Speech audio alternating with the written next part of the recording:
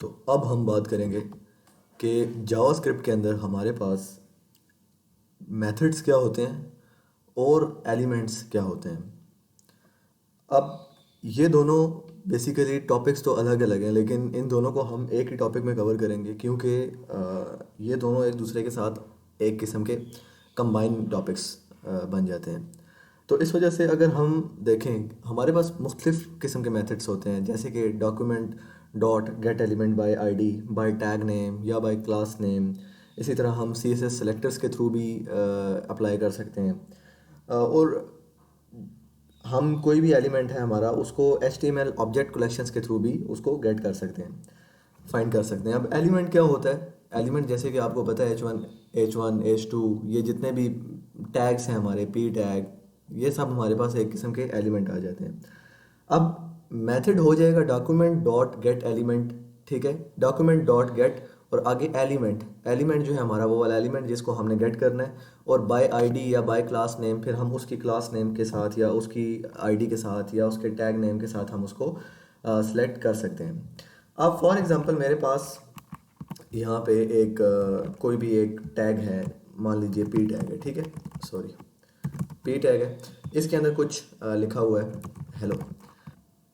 तो for example मेरे पास ये एक पैराग्राफ टैग है और मैं इसकी वैल्यू एक्सेस करना चाहता हूँ अपने जावास्क्रिप्ट के थ्रू। तो वो मैं कैसे करूँगा, हम वो देखते हैं। अब इसकी वैल्यू को एक्सेस करने के लिए, इस हेलो को एक्सेस करने के लिए, सबसे पहले मुझे क्या करना पड़ेगा, इसको कोई आईडी देनी पड़ेगी, जो कि सबसे कॉमन तरीका है किसी भी एलिमेंट की वैल्यू लेने का। फॉर एग्जांपल मैं इसको आईडी दे देता हूँ P। ठीक है, तो अब मैं क्या कहूँगा कि मैंने इस P के थ्रू जो है वो ये वाली जो वैल्यू है इसको चेंज करना है। तो मैं कहूँगा document dot get element by ID, क्योंकि मैं आईडी के थ्रू एक्सेस कर रहा हूँ तो मैं यहाँ पे आईडी लिख दूंगा, और ब्रैकेट्स के अंदर आपने उस आईडी का नाम लिख देना है जिस आईडी को आप एक्सेस करना चाहते हैं। जो अभी के केस में हमारी आईडी का क्या नाम है, P नाम है। तो अब जब मैं लिखूंगा डॉट इनर HTML, ये एक फंक्शन होता है कुछ किसी भी जो हमारे पास वैल्यूज़ होती हैं उनको चेंज करने के लिए। तो मैं यहाँ पे डॉट इनर HTML में क्या करता हूँ, हाई को चेंज कर दो, हेलो को चेंज कर दो हाई के साथ, और जैसे ही मैं इसको रिफ्रेश करूँगा ये देखें ये हमारे पास चेंज हो चुका है। ठीक है, अब ये मैंने क्या किया, मैंने इस P टैग की वैल्यू को एक्सेस कर लिया है, किसके थ्रू, इस आईडी के थ्रू। ठीक है, अगर यहाँ पे मैं आईडी चेंज कर दूँ, अगर मैं यहाँ पे कुछ भी आईडी रैंडम लिख दूँ, तो अब मेरे पास एक एरर आने वाला है। मतलब एरर नहीं आने वाला, जो उसकी प्रीवियस वैल्यू थी हेलो वही वाली आने वाली है, क्योंकि मैंने उसको सही तरीके के साथ गेट नहीं किया। तो यहाँ पे जो आईडी आपको देनी है, यहीं पे आपने वो वाली आईडी उसको रिसीव भी करना है। ठीक हो गया। और डॉट इनर HTML का हमारे पास ये एक किस्म की एक प्रॉपर्टी होती है, इससे हम इस मेथड के थ्रू, हम ये बिल्ट इन एक फंक्शन है, इसके थ्रू हम किसी भी एलिमेंट की वैल्यू जो है वो चेंज कर सकते हैं। अगर आपने किसी एलिमेंट की वैल्यू फाइंड आउट करनी हो, लेट्स से यहाँ पे एक हमारे पास इनपुट फील्ड है, और मैं इसको क्रिएट करता हूँ, इनपुट टाइप इक्वल टू, और इसको हम कह देते हैं टेक्स्ट, और इसकी वैल्यू हम कह देते हैं वैल्यू इक्वल टू ABC। ठीक है, अब मैं चाहता हूँ मैं इस इनपुट जो मेरी टाइप टेक्स्ट है, अगर मैं इसको रिफ्रेश करूँ तो इसके अंदर ABC वैल्यू आ रही है। मैं चाहता हूँ मैं जावास्क्रिप्ट के थ्रू ये वैल्यू गेट करूँ ABC। तो मैं ये कैसे करूँगा, हम ये भी देख लेते हैं। सबसे पहले तो मैं इसको document dot get element bye class name भी कर सकता हूँ, आईडी नेम भी कर सकता हूँ, आप जिस तरह कंफर्टेबल हैं आप उस तरह कर सकते हैं। मैं ज़्यादातर document dot get element by ID ही करता होता हूँ। तो document dot get element by ID का फंक्शन अप्लाई करने के लिए पहले हमें यहाँ पे इसको एक आईडी असाइन करनी पड़ेगी। तो मैं इसको आईडी देता हूँ टेस्ट। ठीक है, और अब अगर मैं इसको यहाँ पे आके लिखूँ document dot get element by ID, और यहाँ पे उस आईडी का नेम पास करूँ जो कि टेस्ट है, डॉट वैल्यू जब मैं करूँगा तो क्या होता है हमारे पास, वो देखते हैं। सॉरी, ठीक है, अब जब मैं इसको सेव करके रिफ्रेश करूँगा, अभी तो मेरे पास कुछ भी नहीं आएगा क्योंकि मैंने इसको कहीं पे भी आउटपुट नहीं किया उस वैल्यू को। ठीक है, अभी मैंने खाली इसको गेट किया है। तो हम इसको किसी वेरिएबल में स्टोर कर लेते हैं, कॉन्स्ट और a इज इक्वल टू। ठीक है, और इस a को मैं अलर्ट में शो करवा देता हूँ, अलर्ट a। अलर्ट बेसिकली एक अलर्ट बॉक्स होता है टॉप पे जो हमारे पास आता है, वो आपको मैंने शुरू में बताया था। तो अब जब जैसे ही मैं इसको रिफ्रेश करूँगा, अच्छा ये मेरे पास आना चाहिए था, इसने आउटपुट में अलर्ट को डिस्प्ले नहीं किया, अलर्ट और यहाँ पे ए, आई थिंक वैल्यू के साथ हमारे पास ये नहीं आता। तो अब जब रिफ्रेश करें तो ये देखें ABC हमारे पास जो है वो आउटपुट में आ रहा है। मतलब जो इस इनपुट फील्ड की जो वैल्यू थी ना हमारे पास, अगर मैं पेज को रिफ्रेश करूं तो ये मेरे पास यहाँ पे आ रही है, ठीक है।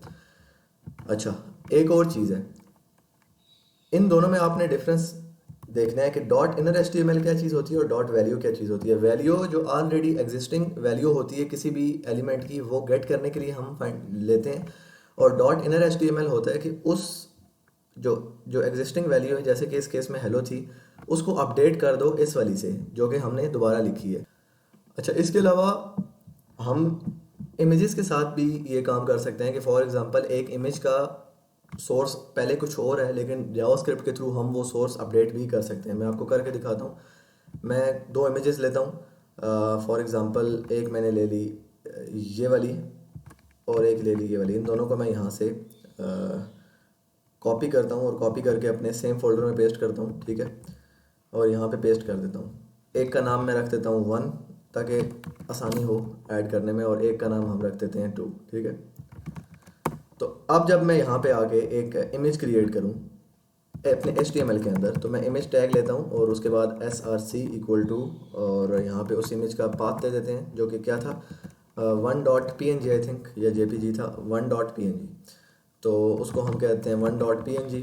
और इसको जब जैसे ही मैं क्लोज करूँगा और जाके अपना पेज रिफ्रेश करूँ तो अच्छा, ये इमेज मेरे पास ऐड होनी चाहिए थी। आई थिंक कुछ गलती की है मैंने, इमेज SCR लिख दी है, SRC लिखना था मैंने। तो ये देखें, ये इमेज मेरे पास यहाँ पे ऐड हो चुकी है, ठीक है। अब ये स्लाइड को मैं हटा देता हूँ। अच्छा, अब मैं चाहता हूँ कि ये जो इमेज है, ये इमेज मैं जावास्क्रिप्ट के थ्रू चेंज करूँ, कि मतलब अभी इसका सोर्स ये है, लेकिन इसको मैं अपडेट करना चाहता हूँ जावास्क्रिप्ट के थ्रू। तो वो कैसे करूँगा? तो मैं इन ऊपर वाले दोनों को जो है वो हटा देता हूँ, जो जो भी काम मैंने किया है, ताकि कोड थोड़ा क्लीन हो जाए। तो जावास्क्रिप्ट के अंदर आके मैं कहूँगा document dot get element by ID. मैं बाय आईडी से ही गेट कर रहा हूँ, और ब्रैकेट में आके मैं उस आईडी को यहाँ पे पास कर दूंगा जो कि इस इमेज के अंदर होगा। तो मैं इसकी आईडी एक दे देता हूँ और इसको कहता हूँ इक्वल टू इमेज नाम रख देते हैं, ठीक है।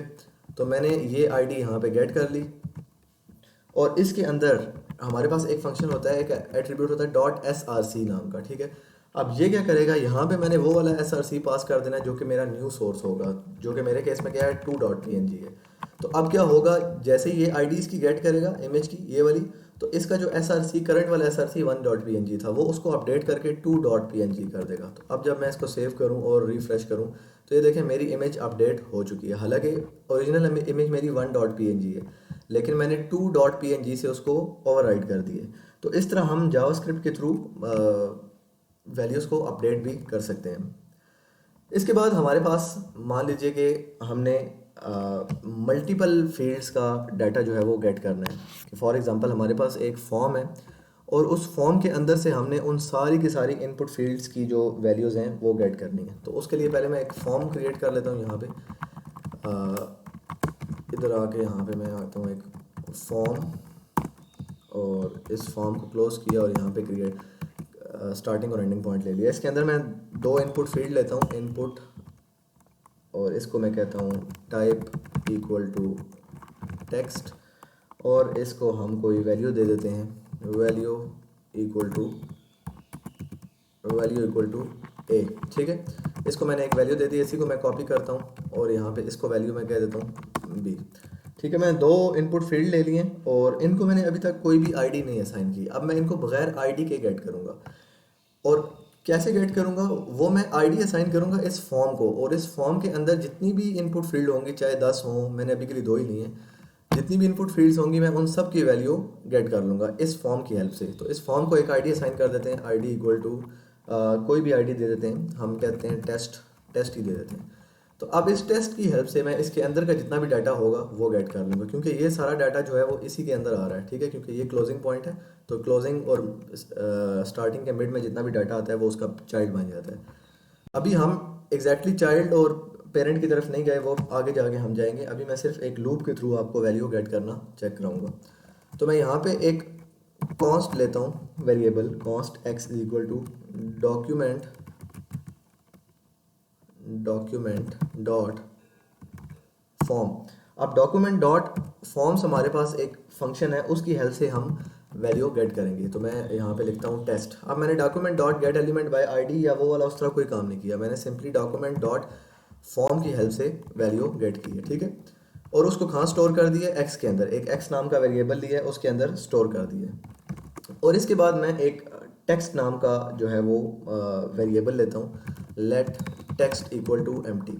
अभी के लिए मैंने इस टेक्स्ट को क्या कर दिया, एम्प्टी कर दिया। क्यों एम्प्टी कर दिया, क्योंकि इसी टेक्स्ट में मैं बाद में वैल्यू ऐड करता जाऊँगा। और इस टेक्स्ट को मैं कहाँ भेजूंगा, जहाँ पे मुझे वैल्यू डिस्प्ले करानी होगी। तो मैं एक पी टैग ऊपर टॉप पे ले लेता हूँ ताकि मैं उस पी टैग के अंदर सारी वैल्यूज़ जो है वो डिस्प्ले करवा सकूँ। तो मैं यहाँ पे पी टैग लेता हूँ और अभी के लिए इसको एम्प्टी छोड़ते हैं और यहाँ पे इसको एक आईडी दे देते हैं और इस आईडी के अंदर मैं कह देता हूँ डेमो।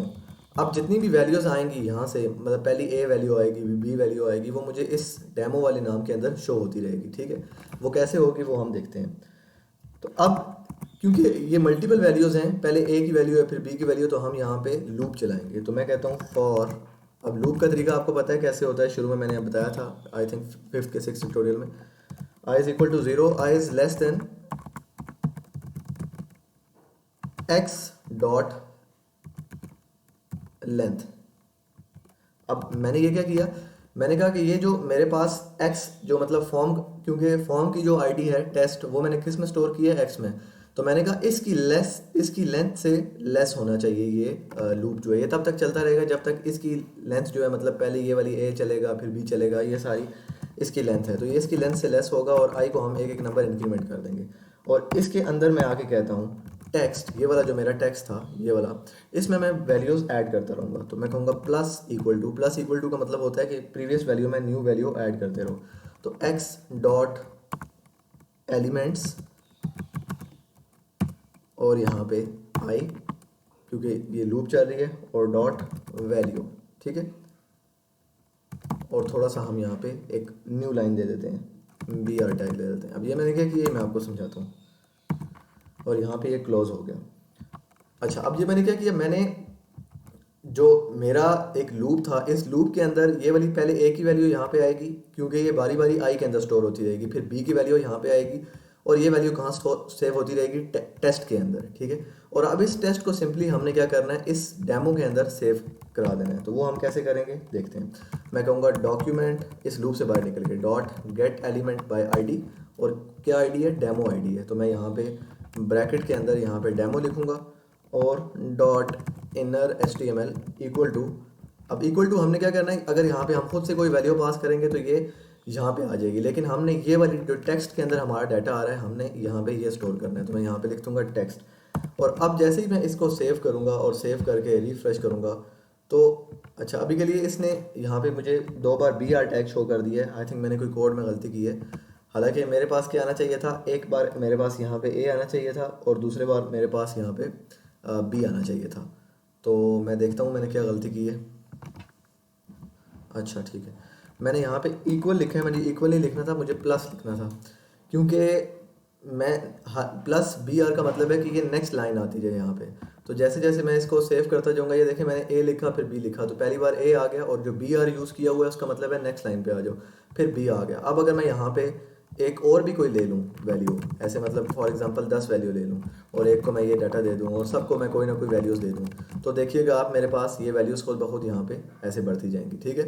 मतलब जितनी भी मैं इनपुट फील्ड्स देता जाऊँगा उनकी वैल्यू मेरे पास यहाँ पे आती रहेगी। वो कैसे आ रही है, मैंने एक लूप लगाई है फॉर लूप की, उसके अंदर मैंने एक आई स्टार्ट की है जो कि इस फॉर्म की लेंथ से छोटा है, ठीक है, एक्स डॉट लेंथ, और एक एक नंबर उसको मैं इंक्रीमेंट करता गया हूँ। और उसके अंदर एक्स डॉट एलिमेंट्स से क्या होता है कि जो भी उसके अंदर की वैल्यू होती है वो हम किस में स्टोर कर रहे हैं, डॉट वैल्यू के थ्रू हम किस में स्टोर कर रहे हैं, आई के अंदर एक एरे बनती जा रही है और वो कहाँ सेव हो रही है, टेक्स्ट के अंदर, इस वाले टेक्स्ट के अंदर, ठीक है। और बाद में सिंपल इस भी पैराग्राफ की आईडी हमने गेट की है डेमो की, और उसको हमने डॉट इनर HTML के फंक्शन के साथ ये वाला टेक्स्ट के अंदर जो हमारी वैल्यू स्टोर हुई थी वो सारी हमने उसको पास कर दी है। और न्यू लाइन हमारे पास इसलिए आ रही है क्योंकि हमने ये BR टैग यहाँ पे यूज़ किया हुआ है। अगर मैं इसको हटा दूँ और सिंपली ऐसे जाके लिखूँ तो ये सारा एक लाइन में आ जाएगा, ठीक है। तो मैंने BR टैग सिर्फ इसलिए यूज़ किया ताकि हमारे पास लाइन जो है वो चेंज होती रहे। तो इस तरह हमारे पास डॉक्यूमेंट के कुछ dot get element by ID या टैग नेम या इनर HTML, ये कुछ मेथड्स जो है हमारे पास और एलिमेंट्स इस तरह वर्क करते हैं। आगे जाके हम इनको मज़ीद अच्छे तरीके से कवर करेंगे। इसकी जितनी आप प्रैक्टिस करेंगे वो आपको उतना ज़्यादा क्लियर होता जाएगा।